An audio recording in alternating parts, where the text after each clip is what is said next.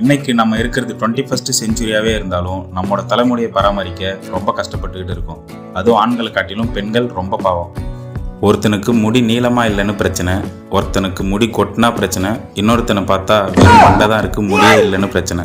இன்றைய காலகட்டத்தில் நம்ம எல்லோரும் தலைமுடிக்கு இம்பார்ட்டன்ஸ் கொடுத்து ஷாம்பு, கண்டிஷனர், ஸ்ப்ரே, சீரம், என்னன்னு தெரியாமலே மூலிகை நினைச்சு நம்ம யூஸ் பண்ற ஹேர் ஆயில், இது பத்தாத குறைக்கு ஹேர் ட்ரீட்மெண்ட், ஹேர் தெரப்பின்னு எவ்வளோ விஷயம் பண்றோம்.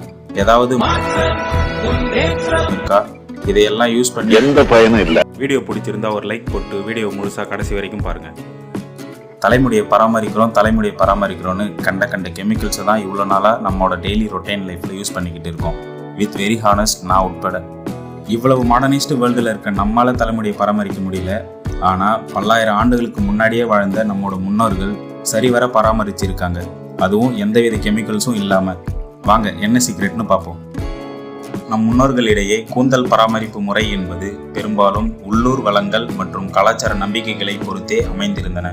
பண்டைய இந்தியாவில் சோப்பு கொட்டைகள், நெல்லிக்காய், சிகைக்காய் மற்றும் செம்பருத்தி போன்ற பல்வேறு மூலிகைகள் மற்றும் தாவரங்களை பயன்படுத்தினர். பண்டைய எகிப்து மற்றும் லத்தீன் அமெரிக்காவில் சோப்வர்ட், சோப்பு பெரி மற்றும் யூகா போன்ற சப்போனின் நிறைந்த தாவரங்களை பயன்படுத்தினர்.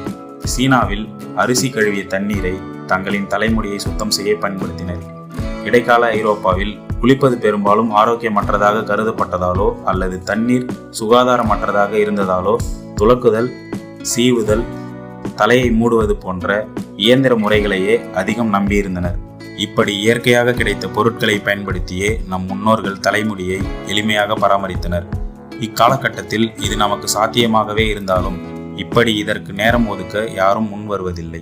இது போன்ற தகவல்களை உடனுக்குடன் தெரிந்து கொள்ள நமது சேனலை சப்ஸ்கிரைப் செய்து பெல் பட்டனை கிளிக் செய்து கொள்ளுங்கள். தொடர்ந்து இணைந்திருங்கள். இது விதை, முன்னேற்றத்திற்கான தொடக்கம். நன்றி.